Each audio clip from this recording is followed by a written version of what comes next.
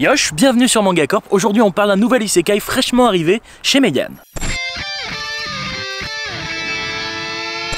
Skeleton Knight in Another World. Bon, l'anglais c'est toujours pas ça. J'ai parlé de ce titre il y a quelques temps, mais cette fois il arrive chez nous, et en tant que fan absolu d'isekai, j'étais obligé d'en faire une vidéo. Actuellement il y a 8 tomes sortis au Japon, et maintenant on va parler du synopsis. Comment? Une introduction? Ah non, il n'y a plus ça. Les isekai c'est tellement du copier-coller qu'on s'emmerde plus. Là le héros se réveille directement dans le corps de son personnage de jeu vidéo, dans un autre monde. Au moins on arrive direct dans le vif du sujet. Donc oui, l'histoire commence alors que notre héros vient de se réveiller dans la peau de son personnage du jeu vidéo, Ark. Et bien évidemment, c'est un personnage surpuissant. Des équipements légendaires, des compétences incroyables, bref, une belle vie s'offre à lui. Enfin, après, il y a juste un léger détail. À l'époque du jeu, on pouvait customiser notre personnage via des skins, et notre héros avait choisi un skin payant. Skin un petit peu particulier, une apparence particulière, squelette. Et voilà donc le fil rouge de cette histoire. Ark souhaite vivre une petite vie tranquille, mais pour ce faire, eh bien, il va devoir redevenir humain. Du moins si c'est possible. Après, pour les 2 premiers tomes qui viennent de sortir, mettez un peu le fil rouge de côté, étant donné que Ark va se laisser transporter au fil de ses aventures en tant que chevalier divin. Parce que oui, il est plutôt imposant, plutôt puissant, il va vite se faire remarquer. Bref, une aventure que je vous laisse découvrir, il va se faire de nouveaux compagnons de route, bien évidemment, et c'est plutôt plaisant. Mais pourquoi ? Eh bien, on va parler de mon avis. Alors oui, c'est un début assez classique pour les isekai. De toute façon, vous l'avez bien compris, hein, les isekai, c'est beaucoup de copier-coller. On change des petits trucs, on change la mentalité du personnage et bam, ça passe. Après, quand c'est maîtrisé, personnellement, je prends mon pied. Après, je suis pas trop objectif. On n'est jamais objectif, mais surtout dans les isekai, c'est clair que faut vraiment que ça soit de la merde pour que j'aime pas un isekai. Et il y en a, hein. Il y en a vraiment. Hein. Après là, oui, c'est pas le plus grand isekai qui existe et ça sera pas un classique, loin de là. Mais c'est vachement maîtrisé et il y a des petits points qui le font sortir un petit peu du lot.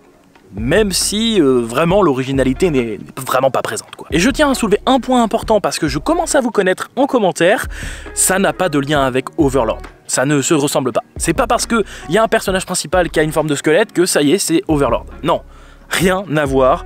On est sur 2 thématiques, 2 univers bien différents. Alors oui, il y a la thématique de je suis dans le personnage de jeu vidéo, je suis un squelette, ça s'arrête là. Évidemment, si vous n'êtes pas d'accord, n'hésitez pas à en débattre en commentaire, hein. Je participerai au débat avec plaisir, et puis les commentaires, référencement, l'argent, tout ça, j'adore. Mais personnellement, je trouve que ça n'a absolument rien à voir. Sinon, pour ce qui est de l'ambiance, eh bien, c'est plutôt bon enfant, c'est vachement chill, vous attendez pas à de l'action et beaucoup de sang, il y a de l'action.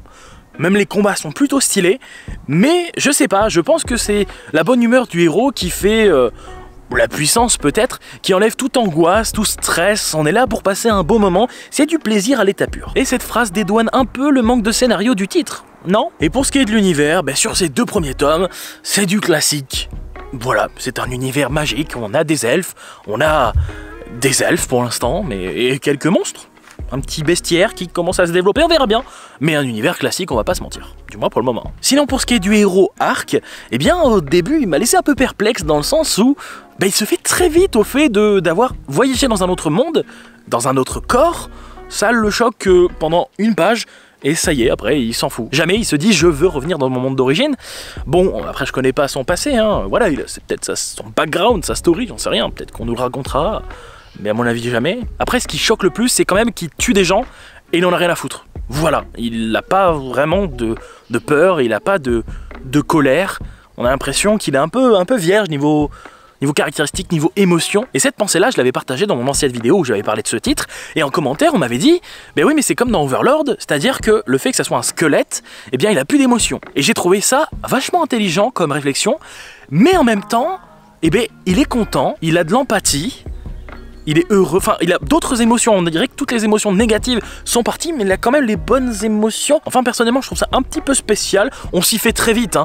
Mais c'est vrai qu'au début je me suis posé la question, je me suis dit mec t'as quand même tué des gars, tu leur as tranché la tronche quoi, et ça te fait rien, bref, tuer quelqu'un ça ok. Bon, après on connaît pas son background, hein, on l'a dit, hein, mais bon, c'était un détail mais je voulais le partager. Son manque d'émotion fait que c'est un personnage un peu plat quelquefois, même s'il lui reste, hein, voilà, de l'empathie, tout ça, etc. Mais c'est juste un mec puissant qui va faire l'action, et puis c'est tout, et on va le suivre, et c'est sympa, et je sais pas, personnellement j'ai du mal à m'attacher à lui, et en même temps je le déteste pas, je le trouve un peu plat quoi. Après je peux pas nier que c'est un personnage intelligent qui va utiliser ses compétences de façon réfléchie, et ça fait quand même plaisir. Et d'ailleurs ces compétences, parlons-en, c'est toujours une mécanique que j'aime beaucoup, c'est le fait de découvrir les compétences avec le héros, même si on se dit qu'il est vraiment très puissant, et en même temps, Je sais que il y en a qui en ont marre d'avoir des personnages beaucoup trop OP, et c'est là qu'ils nous ont rajouté dans le deuxième tome un combat qu'il a perdu. Mais je vous en dis pas plus, sachez juste que le héros, oui, il a des compétences surpuissantes, mais les compétences surpuissantes ne font pas l'expérience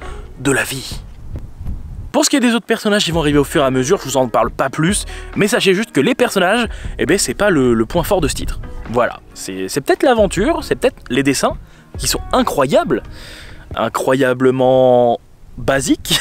Non, en vrai c'est joli, mais bon, ça sort pas trop du lot quoi. Et puis la grosse armure de Arc, des fois, elle bouge pas trop quoi. Mais bref, les dessins ne sortent pas du lot, ils sont plutôt chaleureux, mais savent devenir sérieux quand il faut l'être. Pour ce qui est du rythme, ben, je vais pas beaucoup en dire, ça marche, voilà. C'est pas trop rapide, c'est pas trop lent, ça se laisse lire très facilement. Et c'est vrai que plus j'en parle en vidéo, et plus je me dis, ce titre ne sort vraiment pas du lot, et pourtant il est loin d'être mauvais. C'est toutes ces touches un petit peu maîtrisées qui font que il est agréable à lire, mais par contre, si on me demande de parler d'un isekai en particulier, ben jamais je vais le sortir. Donc, si vous êtes fan de isekai, penchez-vous dessus. Si vous découvrez l'isekai, il y a d'autres titres à voir avant lui, quoi. En tout cas, j'ai tout de même passé un bon moment à le lire, donc n'hésitez pas à me dire ce que vous en avez pensé en commentaire. Et écoutez, moi je vous dis à bientôt sur Mangakor. Yosh!